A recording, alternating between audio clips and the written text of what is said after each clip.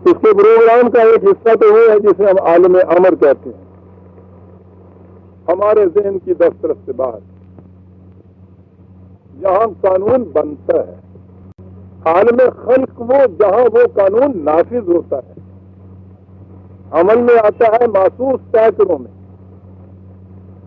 یہاں بھی اس کی قوتیں ہیں، کائناتی قوتیں جنہیں آپ کہتے ہیں، پاور آف نیچر جنہیں آپ، فورسز آف نیچر جنہیں آپ کہتے ہیں، وہ یہاں کار فرما ہے۔ یہاں بڑی عظیم چیز قرآن نے کہہ دی کہ وہ چیز تو یہ تھی خدا کے متعلق ہم نے کہی، تمہاری کائنات میں فورسز آف نیچر جس طرح سے ورک کر رہی ہیں، ان کو اگر تم اسٹڈی کرو گے تو اس نتیجے پہ پہنچو گے کہ ایک کا قانون یہاں چل رہا ہے، دو قانون نہیں چل رہے ہیں۔ یہ شہادت دیں گی اس بات کی کہ یہاں دو قانون نہیں چل رہے۔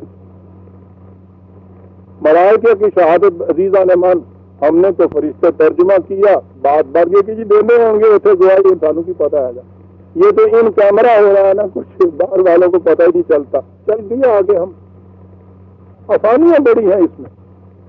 پوچھئے ملائکہ کی شہادت ان لوگوں سے کہ جنہوں نے اس محسوس کائنات میں خدا کی ان قوتوں کی ورکنگ کو دیکھا ہے کہ کس طرح سے کار فرما ہے۔ آپ کو معلوم ہے کہ سائنس کے دو بنیادی لاز ہیں، فنڈامنٹل پرنسپل آف سائنس۔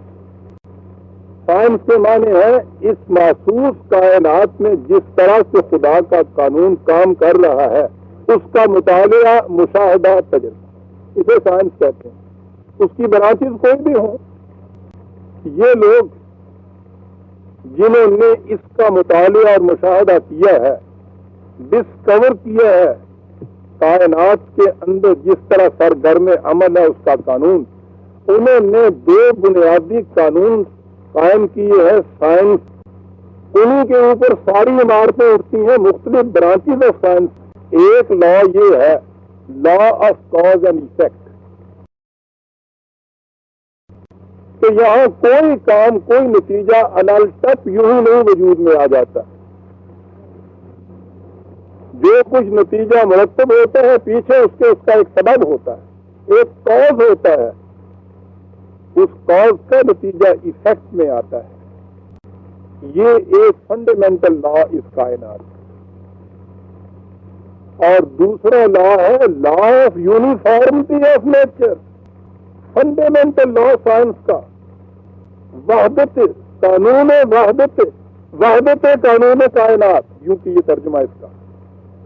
اس کے معنی یہ ہے کہ اس کائنات میں given specific circumstances، کنڈیشن، خاص کنڈیشن جو بھی ہے، ان کو کسی مقام پہ اس کائنات کے اندر اگر آپ لے آئیں، وہاں وہ قانون وہی نتیجہ مرتب کرے گا۔ اس سے پہلے تو یہ لوگ اسی زمین پہ یہ کچھ کرتے تھے، مثلا یہ کہ سمندر کی سطح کے اوپر اتنی حرارت سے پانی ابلنے لگ جاتا ہے، ذرا وہ اونچے چلتے چلے جائیں تو وہ اس سے کم حرارت میں ابلنے لگ جاتا ہے۔ وہ سطح جو بلند ہو، ہمالیہ کے پہاڑ پہ لے جائیے، سوئٹزرلینڈ میں آپ لے جائیے، قطب شمالی میں لے جائیے، وہ پانی اتنی آگ، اتنی بلندی جہاں آپ نے کیا ابلنا شروع ہوا۔ میں نے مثال عرض کی، انڈر سیم کنڈیشن کوئی لا آپ اپلائی کیجئے، اس کا وہی نتیجہ مرتب ہوگا۔ اسے کہتے ہیں law of uniformity of nature. میں نے عرض کیا تھا کہ اس سے پہلے تو یہ اسی زمین پہ کرتے تھے، اب انہوں نے چاند پہ جا کے بھی یہ کیا کہ وہی کنڈیشن جب وہاں پیدا کر دی، تو آپ کو معلوم ہے وہاں سے ٹیلی ویژن یہاں آ رہی تھی، اور کیا چیز اس میں آ رہی تھی، کیا عجیب چیزیں ہیں۔ یہ تو کبھی تفصیل سے آئیں گے یہ ساری چیزیں تو عزیزان مان، ایک ایک گوشہ ان کا مطالعہ کے غور کے قابل ہوگا۔ یہاں یہ نیوز انہوں نے دی کہ وہ جو سفر کر رہے تھے اس جہاز میں خدا پرواز، انہوں نے کہا کہ ان میں سے ابھی 2 سو رہے ہیں، پھر انہوں نے کہا کہ اب وہ جاگ اٹھے۔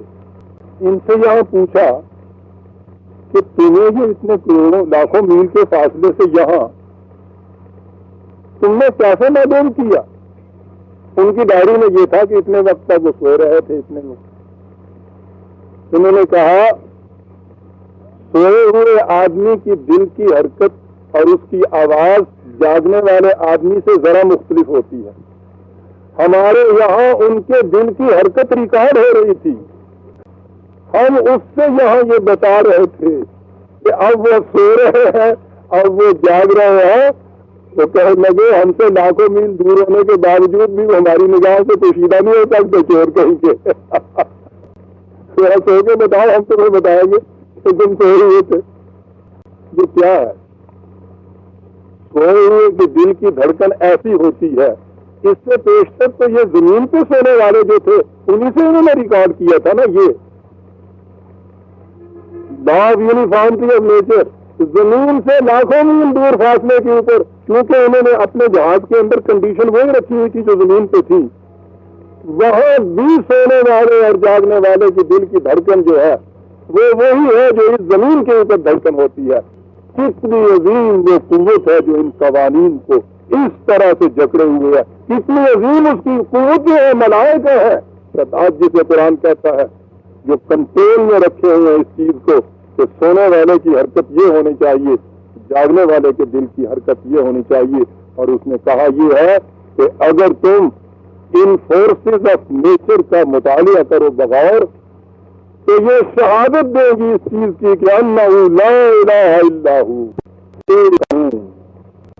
اسی لیے برادران عزیز قرآن کریم میں علماء کہا ہی ان کو ہے جسے آپ سینئر سائنٹسٹ کہتے ہیں، یہ لفظ وہاں استعمال کیا قرآن میں، لیکن ایک شرط ہے، یہ کچھ شہادت دی خدا نے خود، اس کی کار فرما قوتوں نے اس کی شہادت دی، وَأُولُو الْعِلْمِ، صاحبان علم جو ہیں، ارباب علم، وہ اس کی شہادت دے گے۔ اب آ گئی انسانوں کی زندگی۔ ملائکہ کے متعلق تو انہوں نے کہا، خدا نے کہا کہ وہ اپنی مرضی سے کچھ نہیں کر سکتے، اس لیے ان کی شہادت کے اندر ان کے اپنے کسی عمل دخل، کوئی کسی اپنے ارادے کا، نیت کا، خیانت کا کوئی دخل نہیں ہو سکتا۔ انسانوں کی اب آ گئی دنیا، اب اس میں تو صاحب علم کے ساتھ انسان کے جذبات جب شامل ہوتے ہیں تو پھر آپ کو معلوم ہے کہ وہی علم کرتا کیا ہے۔ یہاں یہ علم کہہ کے چھوڑ نہیں دی بات، ہر صاحب علم اس کی شہادت دے گا نہیں۔ یہاں آ کے عزیزان ایمان قرآن ہے، انسانوں کی دنیا میں آ کے اولو العلم کے بعد کہا اولو العلم قائما بالقسط، وہ ارباب علم جو انصاف پہ قائم ہوں گے وہ اس کی شہادت دیں گے۔ یہاں مشروط کر دیا ان کو اس صفت کے ساتھ، جو جھک جائے گا کسی طرف، انصاف کا راستہ چھوڑ دے گا، وہ کچھ اور شہادتیں دے گا۔ وہ جو اس قسم کے اپنے ذاتی قلبی رجحانات کو در انداز نہ ہونے دے گا اس میں، وہ اس کی شہادت دے گا لا الہ الا ہو، شہد اللہ انہ لا الہ الا ہو والملائکۃ وَأُولِو الْعِلْمِ قَائِمًا بِالْقِسْطِ لا الہ الا ہو۔ پھر دہرایا اس کو، کتنی عظیم چیز ہے لا الہ الا ہو، بڑا صاحب اقتدار، بڑا صاحب اختیار، لیکن کیا اقتدار و اختیار ہلاکو اور چنگیز کا تھا؟ معاذ اللہ، اول عزیز، بڑے غلبے کا مالک۔ یہاں تک تو یہی چیز ذہن میں آ سکتی ہے، غلبہ، قوت اتنی بڑی، اتنے بڑے ہلاکو اور چنگیز جو ہیں۔ عزیز، الحکیم، حکمت، غلبہ اور قوت اور اقتدار حکمت پر مبنی، ہر چیز ریشنلی استعمال کرنے والا، ہر قانون کے پیچھے ایک ریزن، اسی کو حکمت کہا قرآن میں۔ کتاب اور حکمت، کتاب اور حکمت، قانون اس کے ساتھ سوائی آف ریشنل اس کا قانون، کیوں یہ چیز کہی گئی؟